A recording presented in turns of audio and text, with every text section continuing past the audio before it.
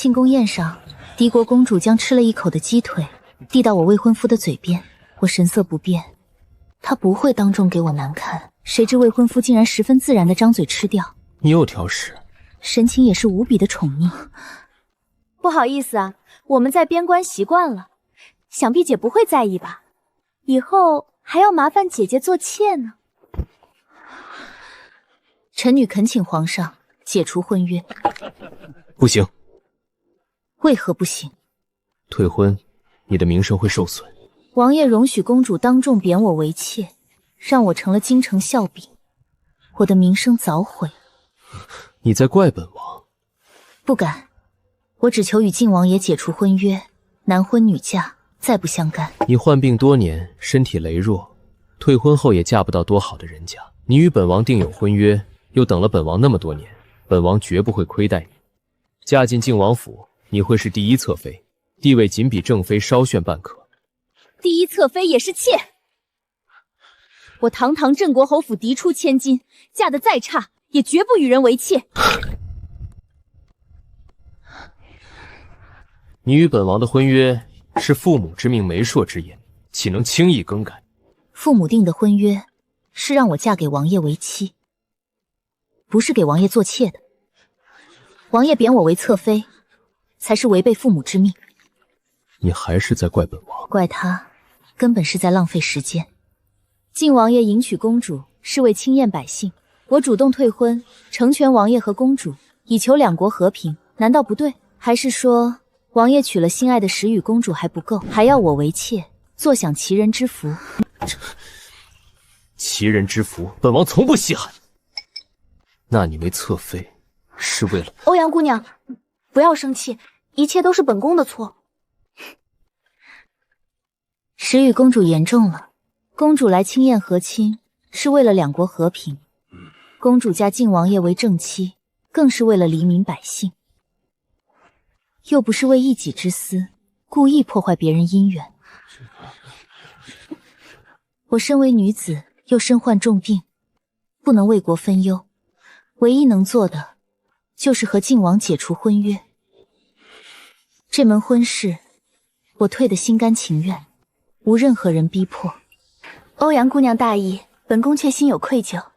若欧阳姑娘不介意，本宫愿做侧妃，姑娘为正妃。强迫不成，改立幼了。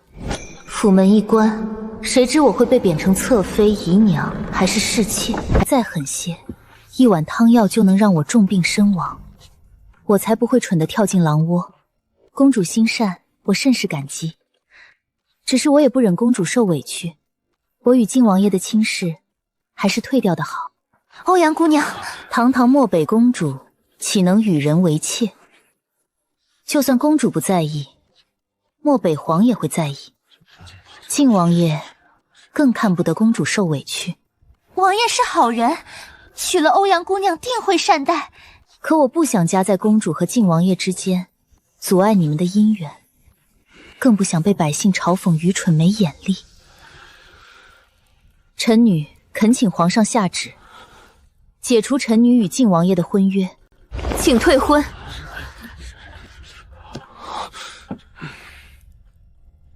你和靖王的婚约是两家长辈定下的，不是朕赐婚。朕立刻传书老靖王，命他火速进京。多谢皇上。恭送皇上。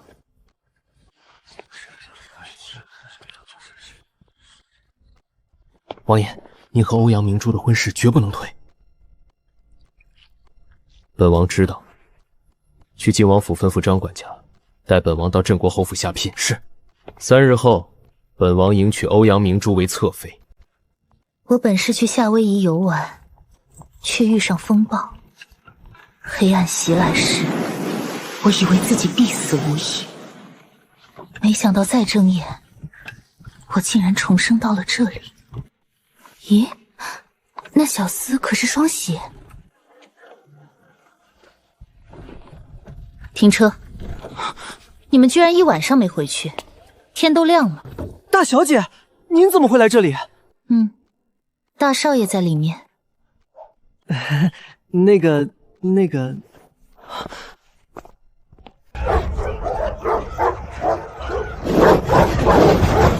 咬啊，使劲咬啊！黑将军，咬死他！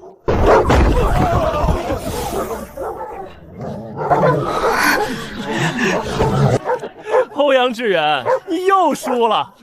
斗狗斗了大半天，你是买一只死一只，你那挑东西的眼光真让人不敢敬畏。不就是连赢了几场，有什么可得意的？小爷马上买只厉害狗，杀得你片甲不留。这话你说了几十遍，我耳朵都听出茧子了，也没见你赢过一次。双喜，少爷，咱们没银子了。小爷不是让你带了5、6千两，怎么这么快没了？少爷，4只狗就2000两，再加上赌注。行了，别戏饼了，快回府拿银子。郑国侯府和这里隔着好几条街，等银子拿来，天都黑了。你可以用身后的美人做抵押吗？美人？什么美人？妹妹，你怎么在这里？路过，见你在这里，就进来看看。她就是欧阳明珠，靖王那个病弱未婚妻。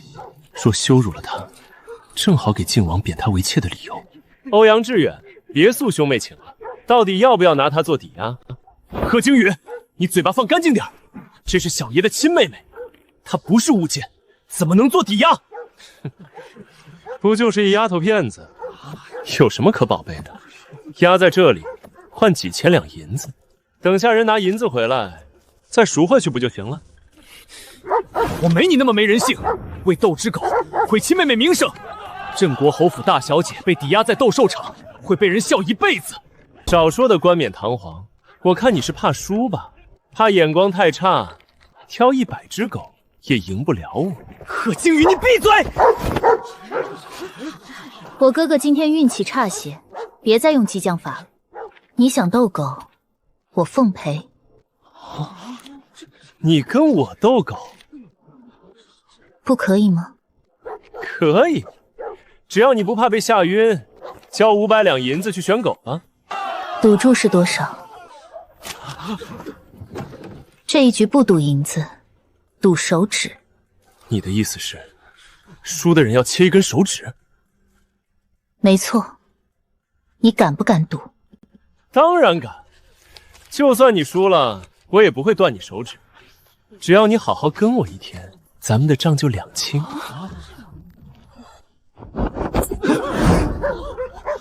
欧阳明珠，你居然敢打我！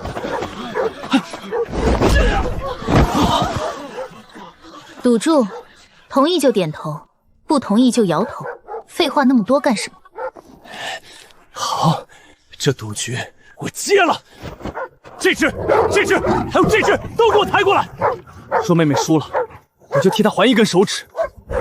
只赌一局，挑1只狗就行，挑这么多干什么？我乐意，你管得着？你把厉害狗都挑走，留给我妹妹一群病狗，分明想让她输。是又如何？有本事她从病狗里挑只将军狗出来。卑鄙无耻的小人！时不早了，到底斗不斗？不斗，小爷就回府了。不过是卑鄙龌龊的小手段，我懒得理会。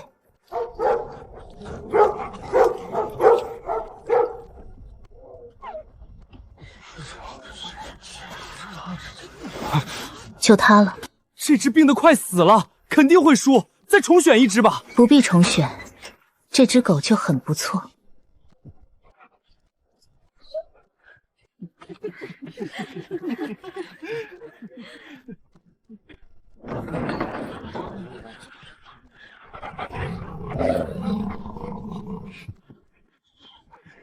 这么只瘦弱小狗，撑不了几个回合。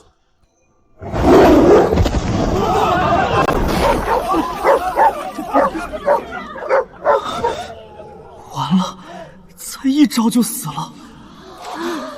这怎么可能？死的怎么是黄将军？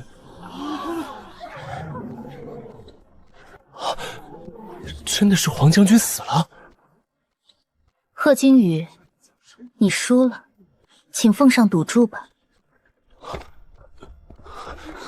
我不能断手指，绝不能变成残废。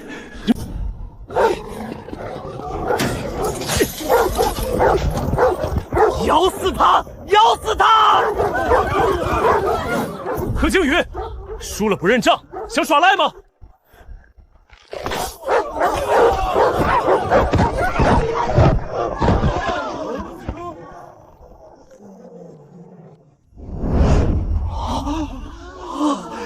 伊迪丝还赢得这么漂亮，这狗也太强悍了！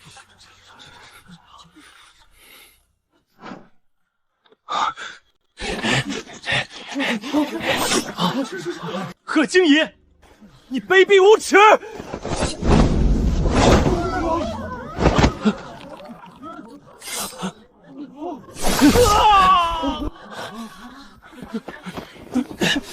少爷，赌注是1根手指，你凭什么砍我5根？1局1根，你放了5条狗，便是赌了5局，5局皆输，自然要砍5根。我只同意第1局赌手指，后4局可没说。若要换赌注，你当时怎么不说？你愿赌就要服输，就算闹到大理寺，我也问心无愧。若你不甘心，镇国侯府随时恭候。妹妹，等等我！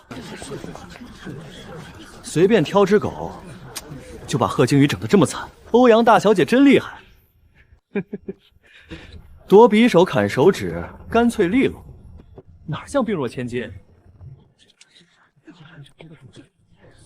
妹妹，你怎么知道这小狗厉害？因为它不是普通狗，而是一只藏獒。藏獒？那是什么狗？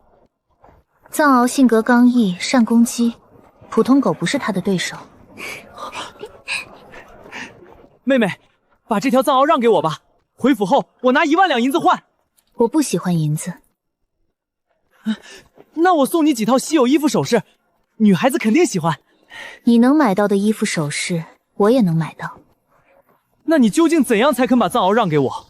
它忠义用命，数量稀少，我要带回侯府看院。我不想再让它去斗场，过那种厮杀的日子。可它这么厉害，有它在，我输的银子都能赢回来。妹妹，你怎么了？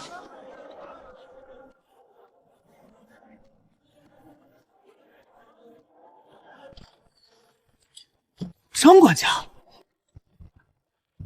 小侯爷，欧阳姑娘，父母早逝，如今的镇国侯正是14岁的欧阳志远。张管家，你这是做什么？回侯爷，卑职奉王爷之命前来下聘。这是给妹妹下正妃聘礼。我妹妹是靖王正妃，靖王凌雨应该亲自来下聘才是。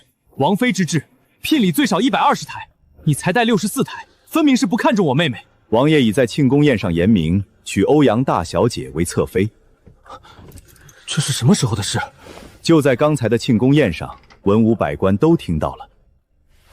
小侯爷竟全然不知，莫不是没进宫？昨夜宫宴的事，我竟一无所知。王爷为两国和平，才出此下策，还望小侯爷海涵。看来你家王爷不喜欢我妹妹，那就退婚，别假惺惺的作践她。我妹妹是镇国侯府嫡出千金，不必自贬身份，与人为妾。小侯爷，王爷这么做是有苦衷的。凌雨用兵如神，若真想娶她为正妃，漠北敢提半个条件。为了两国和平，委屈我妹妹为妾，这种理由也敢敷衍我？卑职奉命下聘，还请侯爷莫让卑职为难。你们干什么？小爷原以为凌雨是顶天立地的大英雄，可他不守婚约，还仗着权势强纳我妹妹为妾。我镇国侯府不容别人肆意践踏，这门婚事退了。来人，把这些碍眼的脏东西给小爷扔出去。是。总算把这些人赶出去了。咱们进去，免得这些乌八糟的人污了眼。好。小侯爷，王爷会在3日后前来迎娶欧阳大小姐为侧妃。镇国侯府门前岂容别人撒野？镇国侯府侍卫听令，如果再有人硬闯侯府，或在侯府门前大放厥词，就乱剑砍出去，死活不论。是。妹妹，你这是和谁学的武功？抓起木片一扔，就砸掉张管家2颗牙。张管家可是武功高手，竟也没躲开。哪会什么武功，只是看侍卫切磋，学了几招花拳绣腿。真的只是这样？时候不早了，我先带藏獒去洗澡。你身体不好，这种粗活交给我来做吧。我是让丫鬟们帮他洗，又不亲自动手，哪会劳心劳力？他毛都脏得看不出颜色了，你院里的丫鬟未必洗得动，还是交给我吧，我让小厮洗干净，再给你送过去。那好吧，他的毛都打结了，清洗时小心些，别扯疼他。妹妹，我没问你就自作主张退婚，你不会怪我吧？当然不会。庆功宴上他贬我为侧妃时，我已当众请旨退婚。真的？你不喜欢凌雨了？哼，那么渣的人，不值得我喜欢。说的没错，他不是你的良配，退得干干净净才对。等急了，走，小爷带你去洗澡。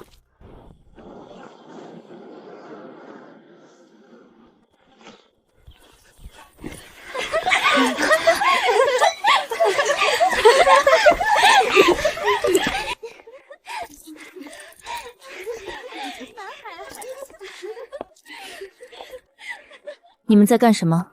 大小姐回来了。外祖母见我穿戴素淡，赏我几件首饰，让我自己挑。她口中的外祖母是我的继祖母，江云裳是她最疼的外孙女。每次来侯府，她都是素淡而来，盛装而归。祖母若赏你，该去祖母库房挑，拿我娘嫁妆做什么？你娘是我舅母，给我几件首饰，不过分吧？我娘亲口给你，才叫赐，没经她同意就拿，叫偷，叫抢。你娘都死了10年，我问谁去？欧阳明珠，你别太过分！我娘的嫁妆被人偷拿，我问一句也叫过分？我没偷，我是拿钥匙开了锁，光明正大拿出来的。掌管库房钥匙的是谁？是老奴。来人，将他拖下去，重打100大板，发卖。大小姐，老奴做错了什么？我娘给你钥匙是让你守库房，不是把库房送给你。未经主人允许私开库房，便是奴大欺主。他是在打我的脸，还让我找不到反驳的理由。禀大小姐，老奴是奉老夫人之命才打开库房。住口！自己做错了事，竟敢诬陷老夫人！大小姐，老奴没有撒谎，真的是老夫人。还敢狡辩！吵吵嚷嚷的，出什么事了？老夫人救命啊！大小姐要发卖老奴。若是原主，早被训得抬不起头。青妖国哪条律法写着季婆婆能动已故儿媳嫁妆？你母亲嫁进侯府，嫁妆自然也是侯府财产。我掌管侯府内院，赏云房几件首饰，合情合理。青燕律法明定，正妻过世，嫁妆归其子女。这库房是我娘留给我和哥哥的，旁人无权私动。这么说，你要把继祖母告上公堂，送进大牢？首饰还在，继祖母不必上公堂，只要将这个欺主的刁奴打100大板，发卖掉就好。他竟顺着我的话，定了邱嬷嬷的罪。还愣着干什么？把邱嬷嬷拖下去，打100大板，发卖。是。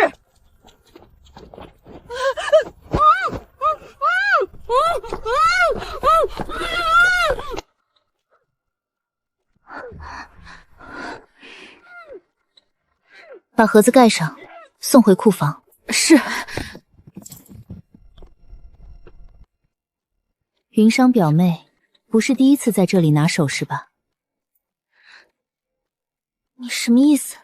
别惊慌，我只是请表妹把从这里拿走的首饰还回来。你是我表姐，那些首饰就当送我了，再讨要，不嫌小气吗？你每月来3次，2年拿走的不是几件，是上百件。那又如何？100件而已，他又不缺。姑姑也是十里红妆，你还我娘嫁妆，再送我2箱如何？我娘的首饰都是我的，怎么能给你？我娘的首饰也都是留给我的。天黑之前，我要见到那些首饰，否则公堂上见。这么点小事就闹上公堂，嫌侯府名声太好，家丑不可外扬，你倒想闹得满京城皆知。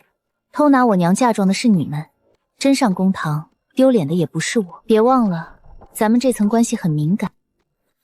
云裳，回府一趟，把拿走的首饰全送回来。外祖母，怎么连外祖母的话都不听？快去拿！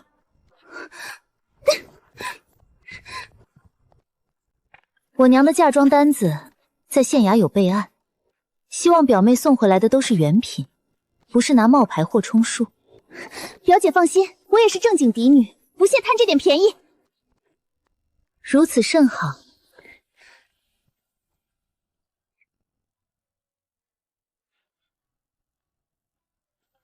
你要和靖王解除婚约？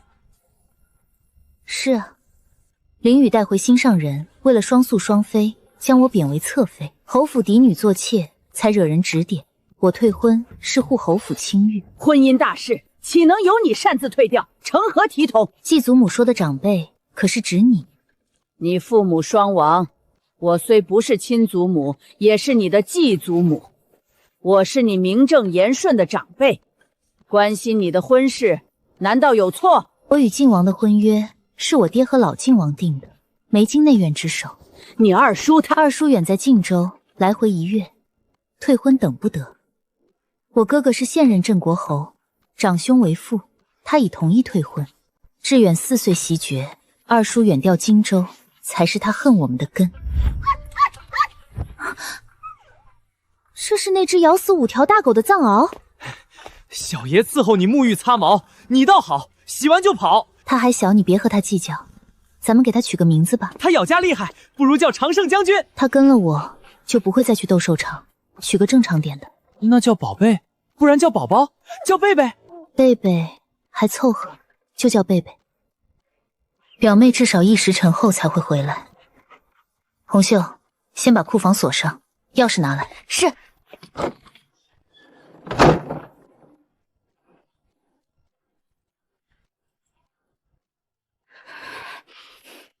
你们，我是不是说错什么了？没有，继祖母是在为哥哥懂事高兴呢。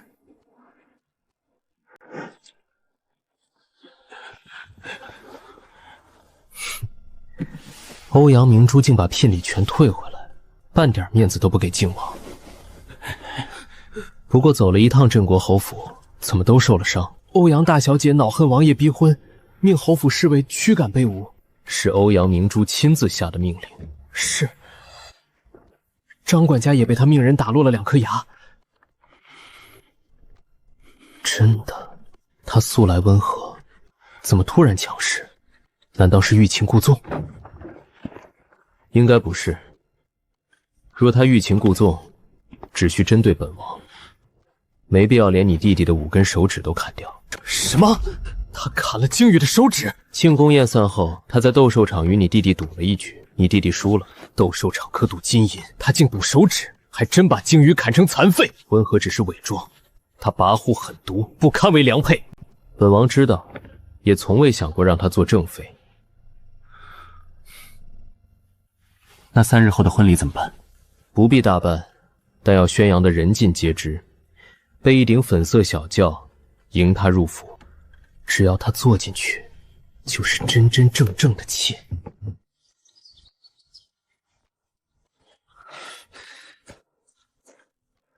3天清点完嫁妆，终于能出去透透气了。今天是凌雨纳你为侧妃的日子，你怎么一点不急？我又不准备入靖王府做妾，有什么可急的？妹妹，你这身打扮，去祖坟祭拜爹娘和祖父，你要不要一起去？好啊。凌雨手握重兵，强娶侧妃这种事，他未必做不出来。就算他敢强娶，也要我们给机会。他抬轿来，也只会扑空。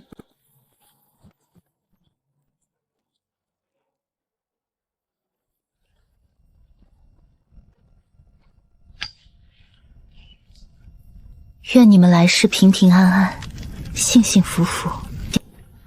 以前只逢年过节才来，如今闲来祭拜，倒是头一回。出什么事了？没事。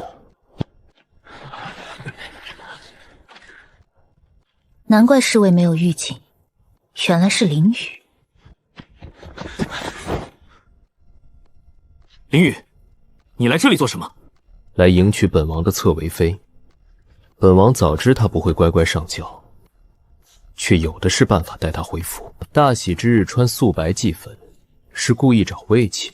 我妹妹绝不为妾，要娶就八抬大轿迎她做正妃。本王的婚事轮不到你过问。我是他亲哥哥，他的事就是我的事。让开！不让！你想带走我妹妹，除非我死了。你和石宇公主两情相悦，我已退婚成全，为何还要坚持？你是岳叔叔的女儿，又体弱多病，本王接你入府是方便照顾。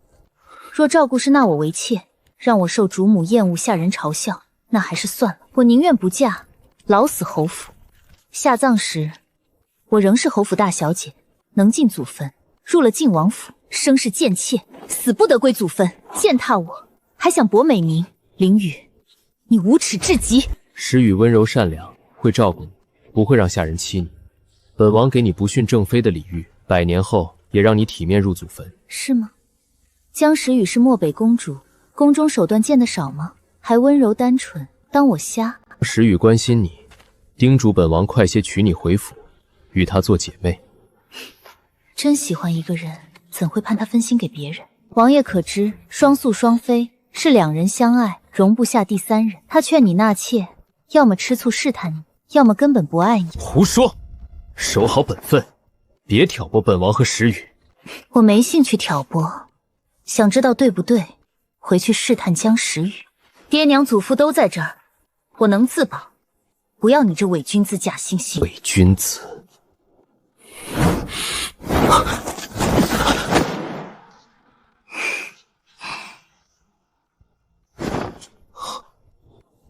本王从未失手，他为何能逃开？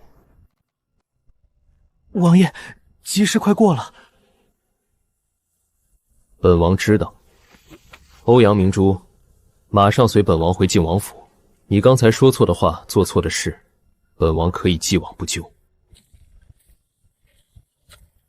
粉色小轿，纳妾专用，没有三书六礼，没有县衙备案，也没有迎亲乐队，这是要把我从侧门抬进晋王府，做低贱姨娘。这就是你说的照顾，是嫌我死得不够快？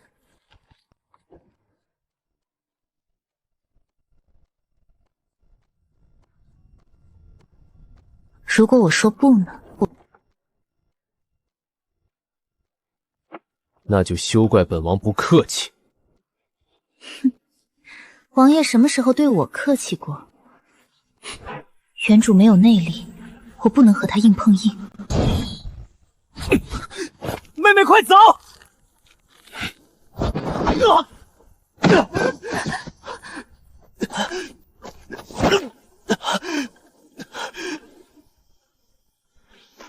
我没事，我是镇国侯，凌雨不敢杀我，你快跑！他虽纨绔，却是真心护我。哥哥保重。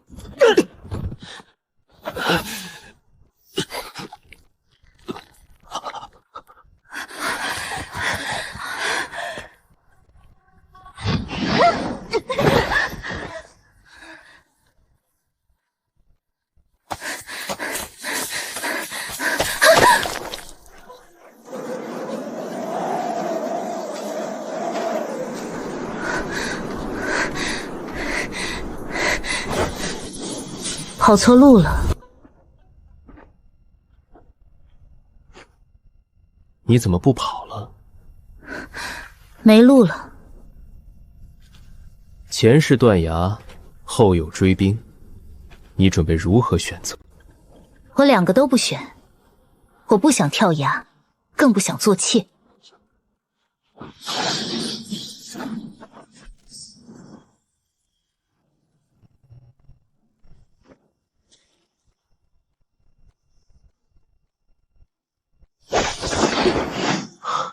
传言果然便不可尽信，他竟会武。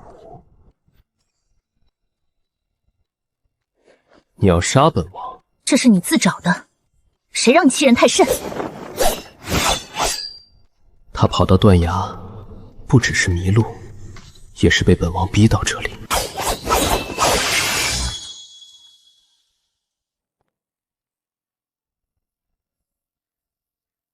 仗着本王礼让，竟越发无法无天。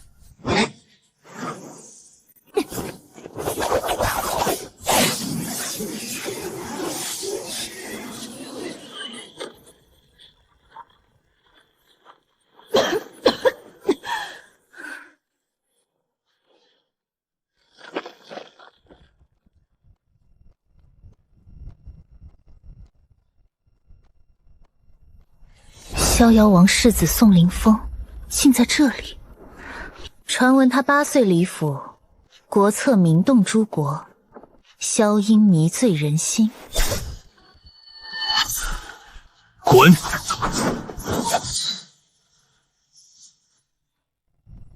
本王并非有意毁你棋局，你不要欺人太甚。他竟一直在这里自己对弈，我却毫无察觉。靖王毁了本世子的棋，不如陪本世子一局。既然宋世子有兴趣，本王自然奉陪到底。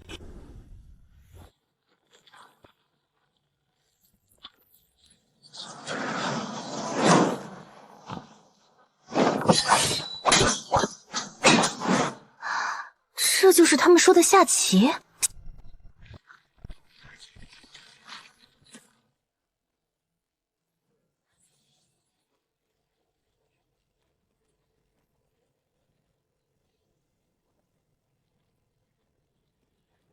想把爆炸点推到本王面前，痴心妄想。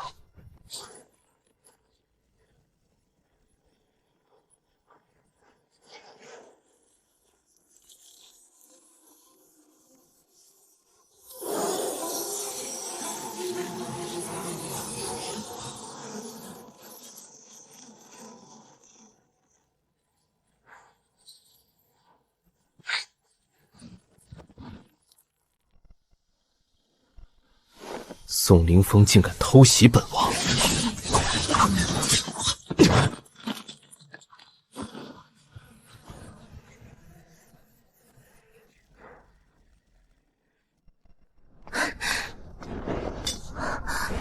赫赫有名的战神王爷，就这么被打下去了。毁掉他的棋局，我也有份，他未必会放过我。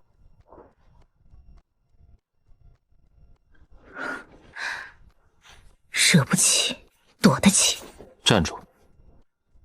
叫我停下，无非是想教训我，我才不会傻到等他动手。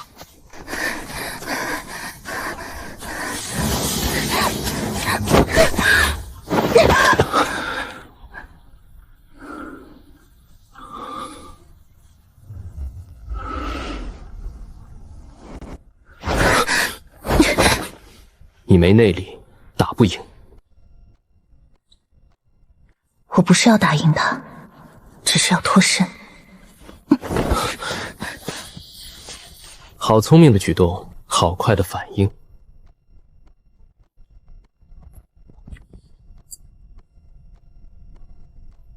欧阳明珠，我们很快会再见面。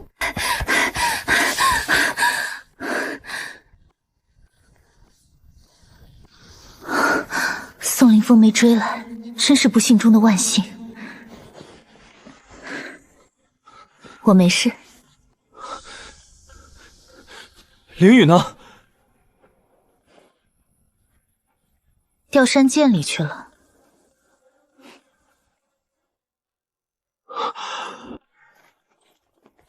你把王爷打进了山陷。贺大公子，请看清楚，我只是手无缚鸡之力的弱女子。那王爷是怎么掉进山陷的？自己不小心失足掉下去的。这不可能！王爷武功高强，怎会失足？他只是战神，又不是真神，别人会失足，他为何不能？可是……别争了，去山涧找人，运气好能捞到尸体。你就这么希望靖王云死？悬崖高，水流急，生还不易。我只是提醒你们做准备。王爷一定会吉人天相。告辞。不送。妹妹，凌雨真不是你打下山陷的？当然不是。万一凌雨死了，别人会说你克夫。我都退婚了，克夫也该是江时雨吧？你和凌雨婚约还没解，江时雨的婚事也没公开。凌雨若死了，克夫的就是你。他的生死咱们左右不了，时候不早了，回府吧。无论凌雨生死，我都会送他一份意想不到的大礼。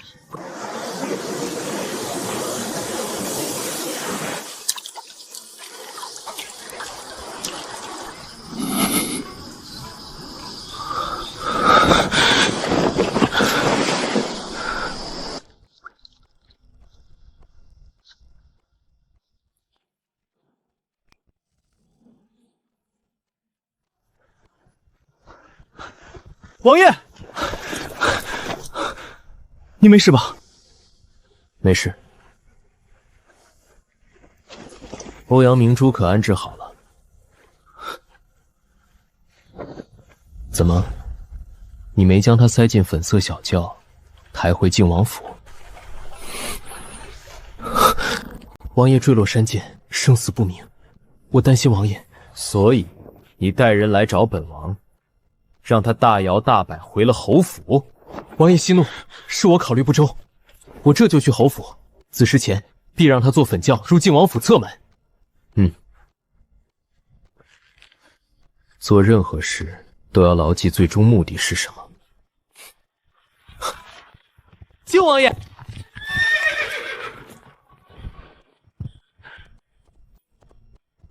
下官周林渊参见靖王爷。年里，周大人一向坐镇京城，怎么突然带人来这里？下官接到顺天府林大人的求救信，特来搜救王爷。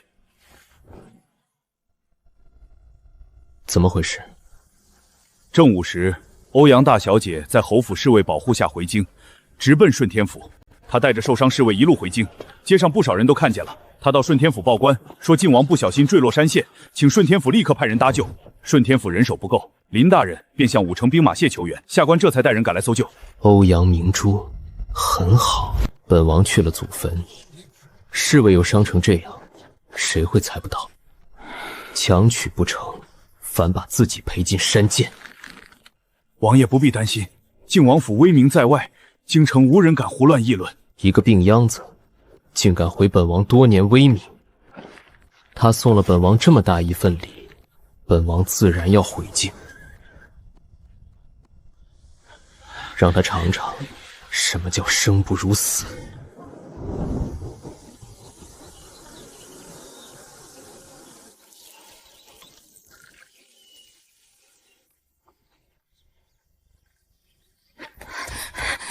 大小姐，靖王回京了。什么时候回来的？昨晚戌时，守城侍卫说他独自骑马回京，面色正常，从那么高的悬崖掉下去都没事，果然祸害1000年。靖王手握重权，被您算计成笑话，肯定不会善罢甘休。我知道，林雨强纳不成，反坠山涧，为了靖王府名誉，他绝不会再明着强取。侯府侍卫普通，靖王府侍卫却是铁血战士，明着动武，侯府挡不住；玩阴谋，我未必输。明枪易躲，暗箭难防，咱们要更加小心。我知道，他若敢暗算我，我也不会让他好过。妹妹，妹妹，有事？妹妹，你把贝贝借我一天吧。贝贝是我的宠物，不会再去斗兽场。你死了这条心。那你给我1万两银子，我再去买只狗。你原来从哪里拿银子？那里没银子了吗？我一直从辉伯那里拿，可他说这个月超支了，不能再给。他说按爹爹生前嘱托，这月过完钱不能再给我银子。辉别名叫葛辉，曾是父亲得力手下，重伤后留在侯府管前院。若非他守住前院大权，杜氏不会顾忌，我们兄妹也难平安长大。他不敢严厉管哥哥，只能让他拜得有节制，免得侯府衰落。我每月就那点月息，10多年加起来也没1万两。妹妹不是拿着娘亲嫁妆的库房钥匙吗？你想卖了娘的嫁妆斗狗？不怕娘在天之灵死不瞑目？不是，我绝不动娘的嫁妆物件。娘的嫁妆里肯定有银子，我只是想要那些银子。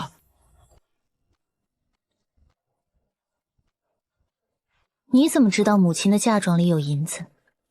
我从辉鼻那里出来时，偷听到香巧和小丫鬟谈女子嫁妆。女子嫁妆里常有陪嫁银。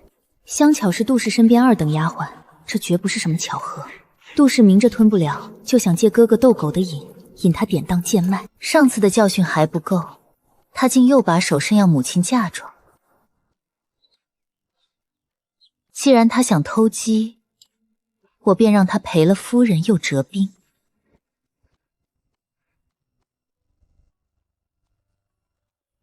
妹妹，你去哪里？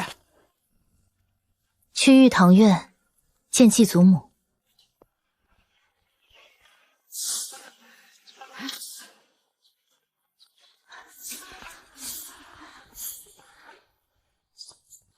老夫人正在内室，大小姐请。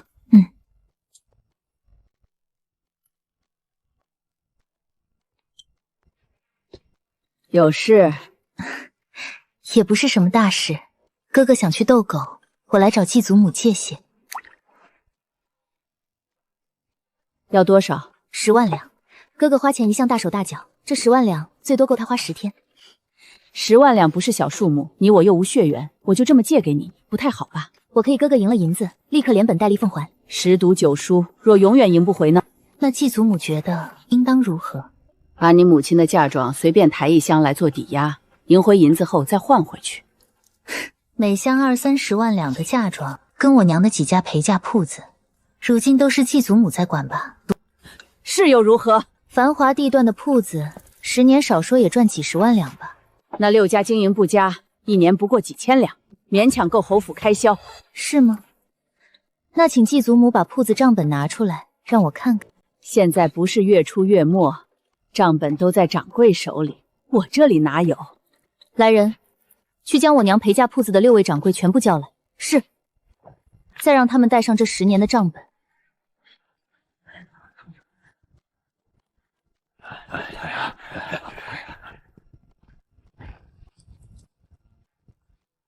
各位久等了。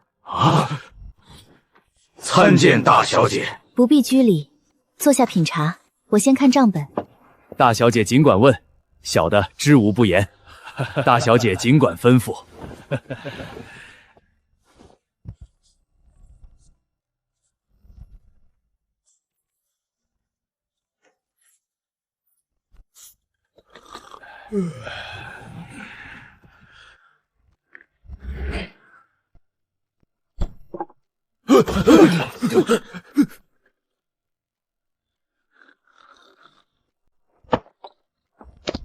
你们是怎么做掌柜的？大小姐，可是账目不对。账目没错，是欠账太多，拖得太久。开门做生意可以记账赊欠，但赊欠也要有度。3月5月可以，1年2年也勉强，可10年1分不付，还继续拿货。你们是想让铺子关门大吉？有这种无赖客人，我们怎么不记得？大小姐，不是卑职们自作主张让他们赊欠，而是前来铺子拿东西的是武安侯府的人。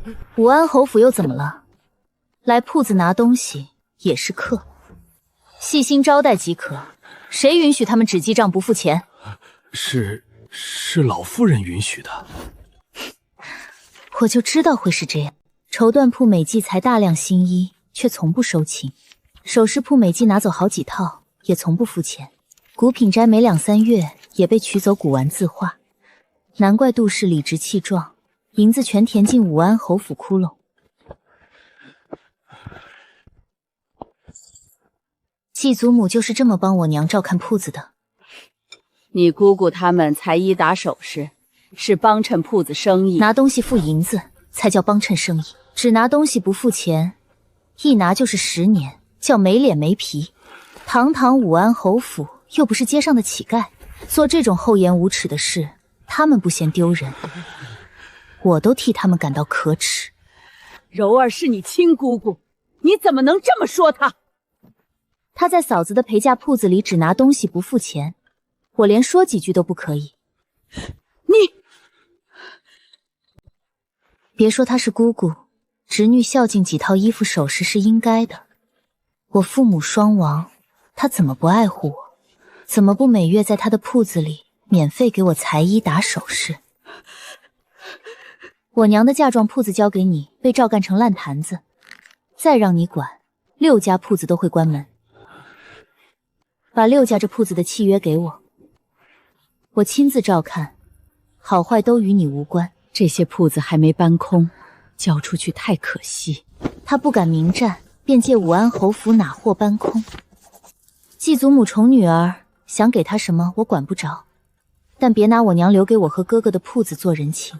您若硬要继续执掌，我便忍不住同外人说说，这10年来铺子究竟是怎么发展的。不就是6家铺子，全给你！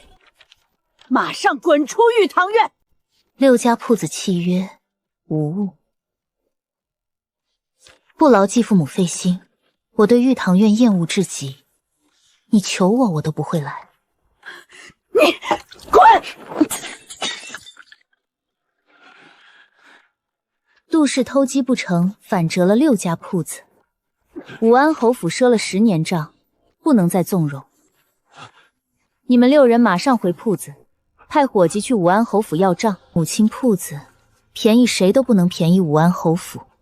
禀大小姐，我们每月都派伙计去武安侯府要账，可武安侯府一直敷衍，从不给钱。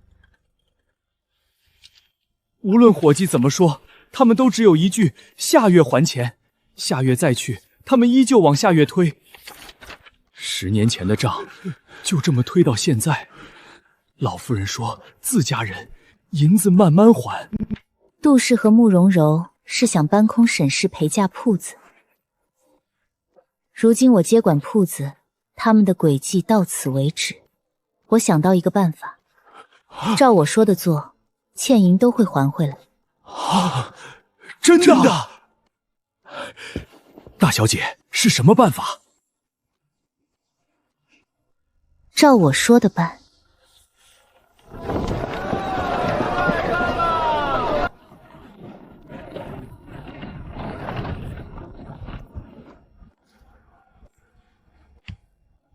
珠玉楼的新首饰正适合我。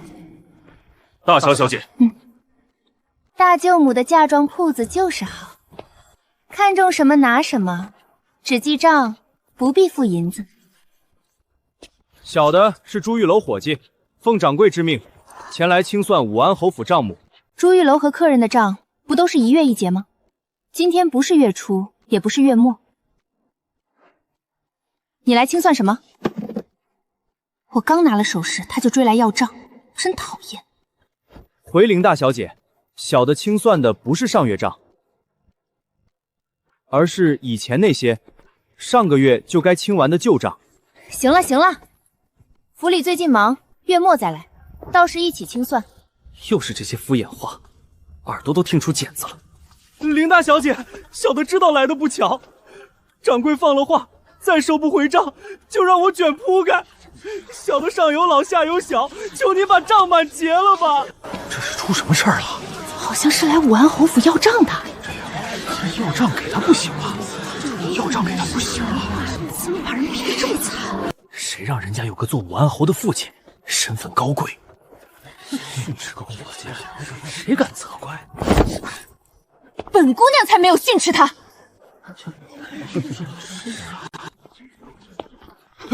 你告诉他们，本姑娘有没有训斥你？小的今日前来，只想要回府上欠朱玉楼的账款。林大小姐为何再三为难？我哪有为难你？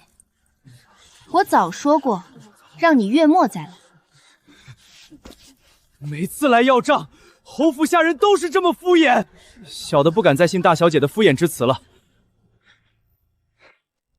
朱玉楼因武安侯府10年账目，银子短缺，急需救急。武安侯府欠了10年的账没结，真的假的？当然是真的，不信我给您念念。某年某月，武安侯夫人购南珠头面1套，蓝宝珠头面1套，珍珠头面1套，南珠头花2对，价值2万两。某年某月，武安侯夫人又购首饰1批，记账未清。这还真是10年前的日期，账单不是假造的吧？谁敢假造这东西诬陷武安侯府？除非他不想活了。朱玉楼信誉不错，掌柜也是个实诚人。堂堂武安侯府拿了东西不给钱，人家催了10年还敷衍，真是。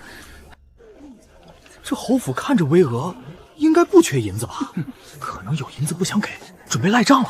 这武安侯府的人品太差了。我拿大舅母铺子的东西，关他们什么事？在下是锦绣绸缎庄的，武安侯府在我们绸缎庄买了10年绸缎，也是1文钱没给。月初我来收账，他们也是各种敷衍。我也给各位念念账单。某年某月，武安侯夫人购蜀锦2匹，云锦2匹，苏绣锦2匹，价值1万两。还有我是古品斋的。武安侯夫人这10年也没少拿古品斋的东西，我也随身带着账单。武安侯带着账单，纯情是不计回账单。没银子就别买那么多，拿了不给钱算什么？这和街上的地痞无赖差不多了。梅儿，快去通知我娘。是。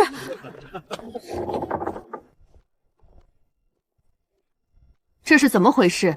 侯夫人，小的们是来要账款的。要账款去找侯府管家，在这里吵吵嚷嚷做什么？侯夫人，我们以前都是找侯府管家的，可管家总是敷衍着不结账，一敷衍就是10年。铺子账款收不回，已经周转不良，求侯夫人把账款结了吧！求侯夫人成全。小的们上有老下有小，铺子关了就没法养家了。不是说要账的是大爷，欠账的是孙子吗？到这里倒反过来了。欠账的是大爷，要账的成孙子了。谁让欠账的是武安侯府？民不与官斗，斗也斗不赢。顺天府林大人正直，告他那里呢？武安侯官大，结果不好说。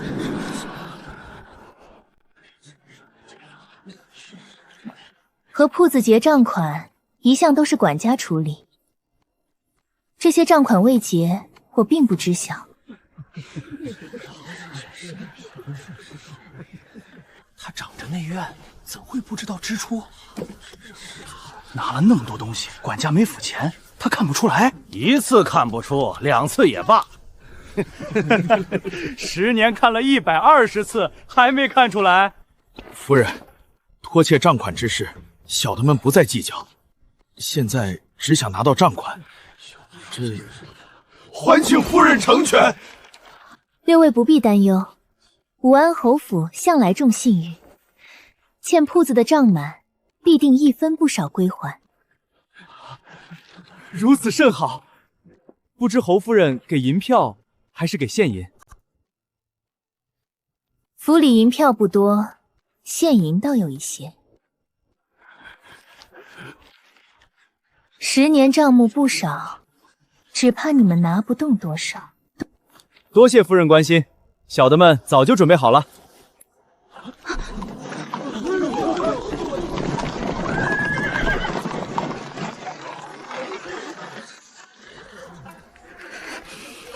掌柜们知道产款数额巨大，为防出意外，提前请汇通钱庄带车跟来，收到的场款会直接拉进钱庄存放。他们早设好了陷阱，就等我往下掉。侯夫人，现在可以开始结账了吗？当然可以，带他们去库房取银两。诸位请随我来。娘，真要给他们全部结账？咱们府里可没那么多银子，10年加起来绝对是一笔庞大的银两。我知道，欠账10年已经闹得沸沸扬扬，今日不清就坐实拖欠恶名。武安侯府休想再在京城立足。这么严重？外祖母想要银子，直说不就好了？让伙计闹上门，咱们府里多丢脸。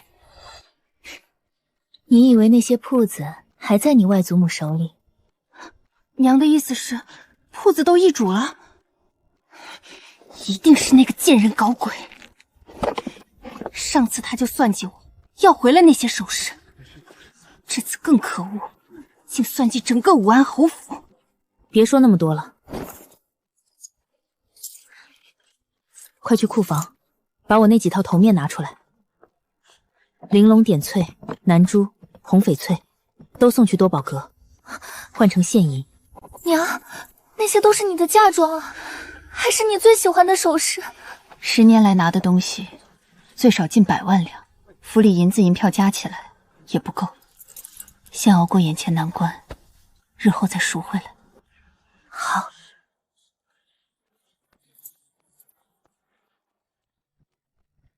轻言归还沈氏首饰，我只当小丫头闹矛盾。如今看来，她是冲着整个武安侯府来的。几日不见，她竟从母亲手里抢走了铺器，还逼我把吃进来的6家铺子全都吐了回去。体弱多病，好一个深藏不露的侄女！看来我得回镇国侯府好好会会她。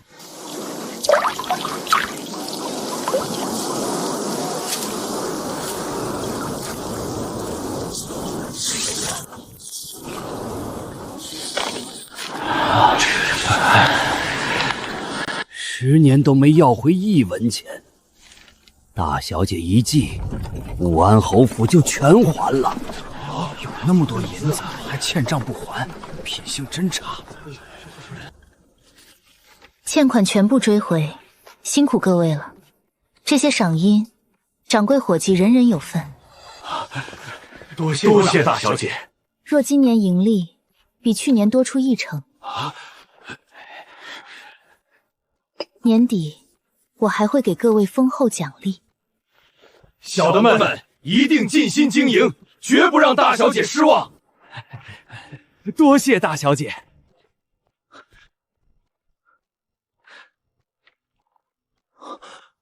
妹妹，你怎么想到这种方法要账的？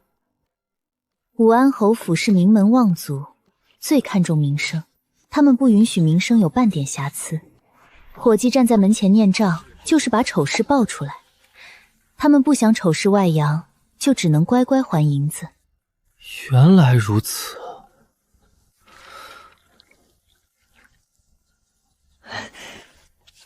妹妹，你现在有这么多银子了，给我1万两花花吧。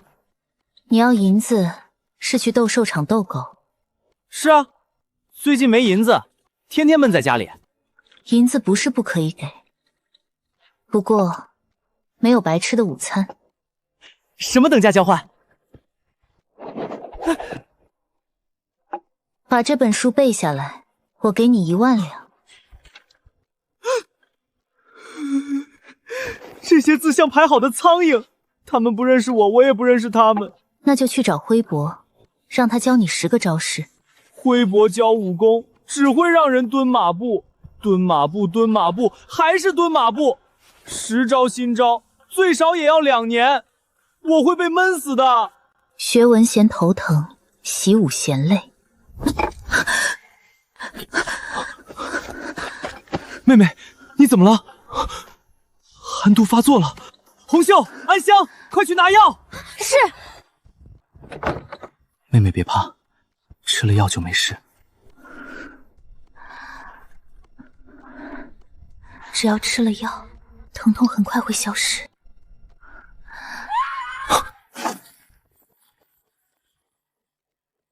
大少爷，他抢走了大小姐的药。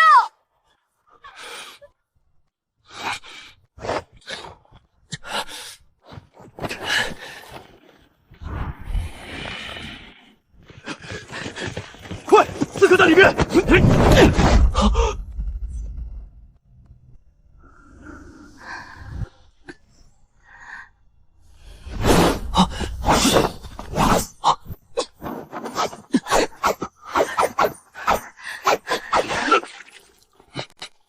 刺客在那里，别让他跑了！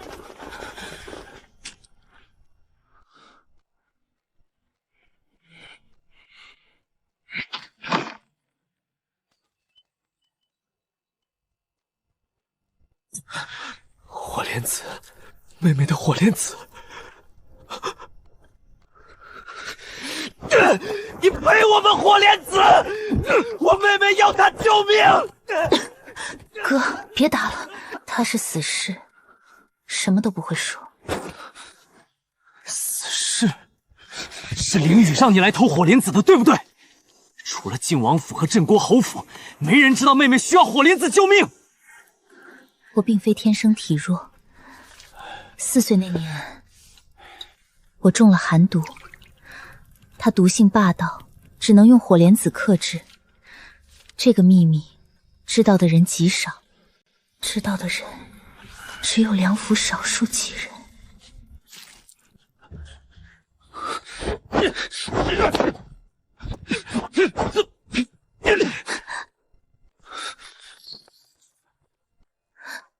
哥，你去哪里？去晋王府找凌雨。他不会承认自己是主谋，就算不承认，我也要会会他。带上黑衣人，随我去晋王府。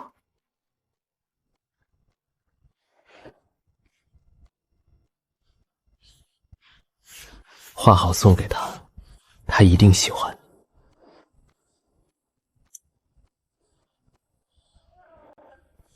小侯爷，这里是晋王府，不能硬闯。滚开！本侯要见凌雨。没有王爷命令，任何人不能随意进府。凌雨，你给我出来！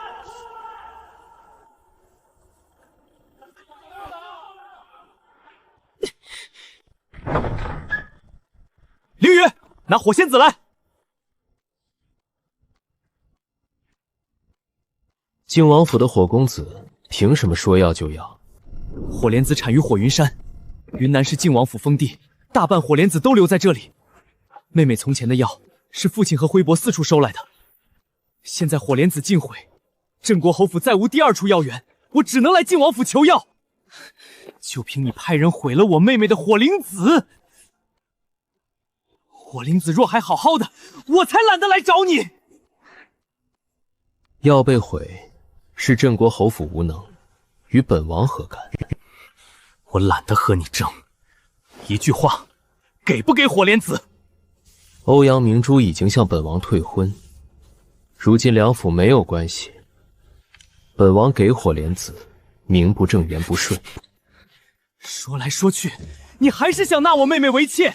你用这种手段逼她，不觉得无耻？今晚子时前不服火天子，她会痛死。她是本王前未婚妻，死活与本王何干？晋王府不送人，我们买总可以吧？王爷出个价，金山银山我都奉上。晋王府不缺银子，想用火灵子嫁进晋王府，做本王侧妃。你们还有2个时辰考虑。不必考虑了，我现在就给晋王爷答复，我宁愿死，也不会嫁靖王爷为妻。这个人就是毁我火莲子的罪魁祸首，他害我即将命丧黄泉，找不出幕后主人，就让他给我陪葬。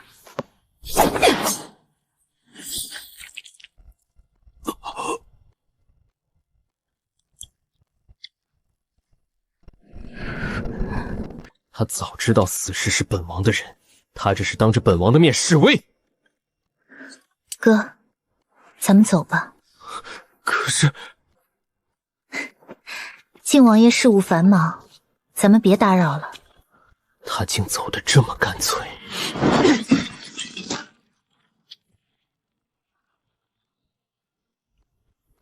他就不怕自己活活痛死？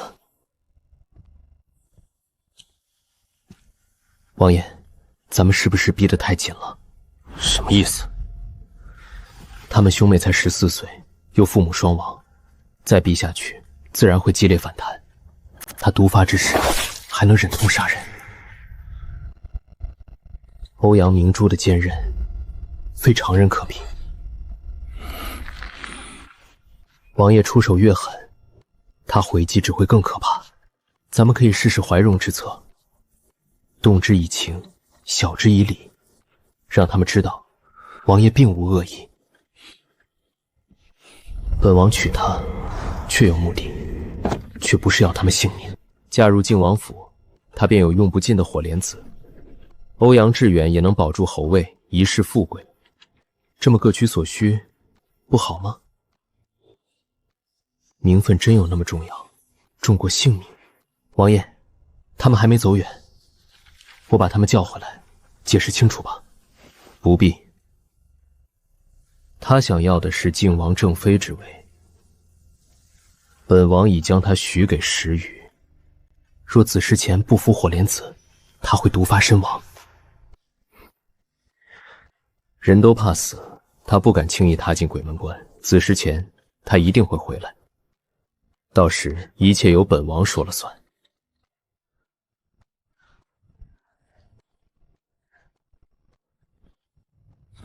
妹妹，咱们真的就这么走了？凌雨铁了心不给，留下也没用。你的寒毒还在发作，若不服火莲子，后果不堪设想。不必担心，天无绝人之路。可距离此时只剩1个半时辰了。只剩1个最有时辰，但未必只有火莲子。针灸可解百毒，寒毒也是毒。除了火莲子，针灸汤药不行吗？明姨早试过了，解得微乎其微。哥，京城可有温泉？温泉？自然是有的。你问这个做什么？我有妙用。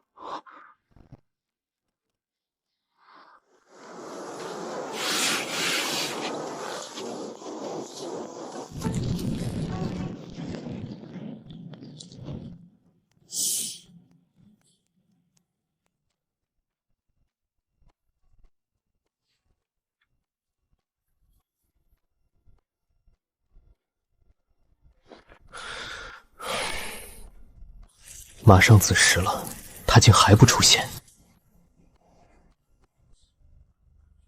他就这么不怕死？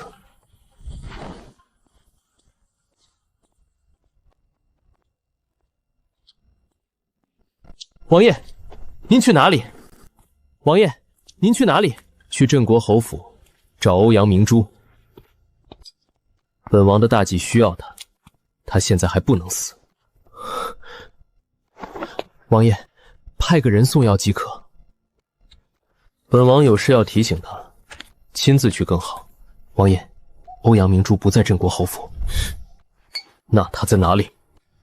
温泉山庄。温泉山庄，他去那里做什么？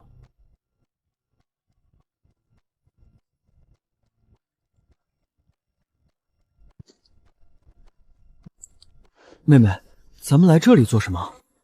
驱寒毒。温泉能驱寒毒？只凭泡温泉驱不掉寒毒，还需要银针辅助。可这里没有大夫，也没有银针。我看过人体穴位图，至于银针，用这个代替。这样真的可以？我不会拿自己性命开玩笑。我去林外守着，有事你就叫我。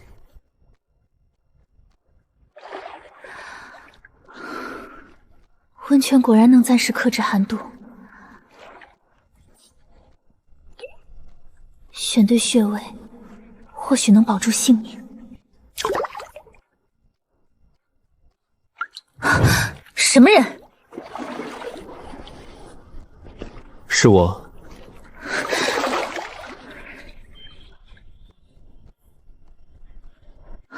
宋凌风，你怎么会在这里？这是逍遥王府的庄子，我在自家庄子泡温泉，有什么奇怪？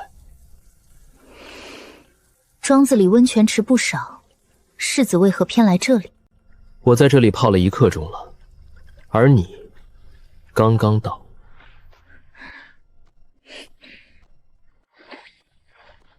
那你刚才怎么不出声？我刚才睡着了。我和哥哥在岸边说话，你没醒？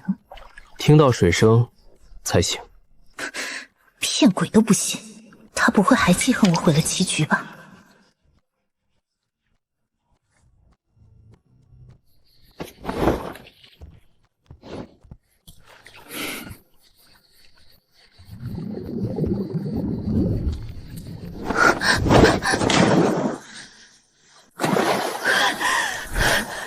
宋凌风，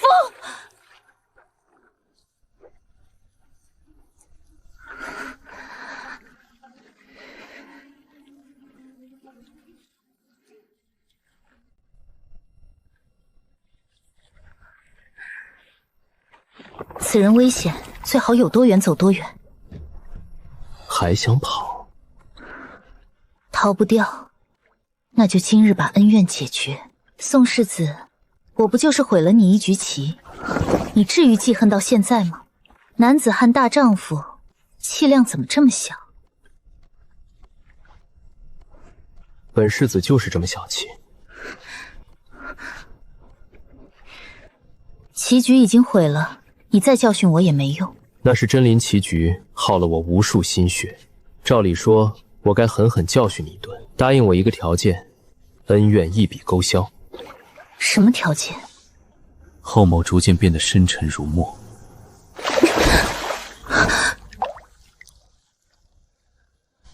宋凌风，你干什么？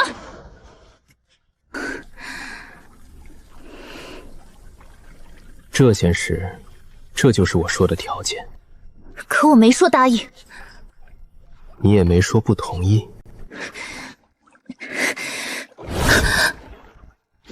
你怎么了？你怎么了？我寒毒发作了，银丝丢了。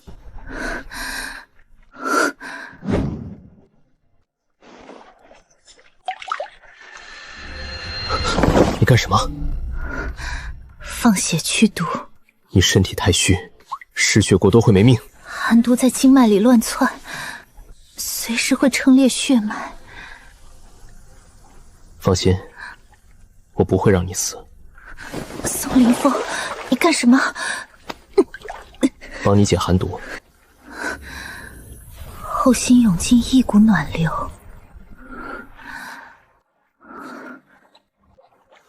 温泉与内力合在一起，寒毒在退。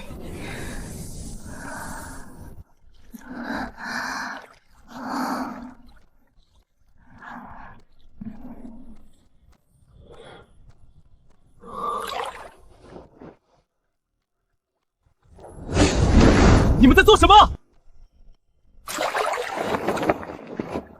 靖王爷，这里不欢迎你，请马上离开。本王找到想找的人，马上就走。欧阳明珠。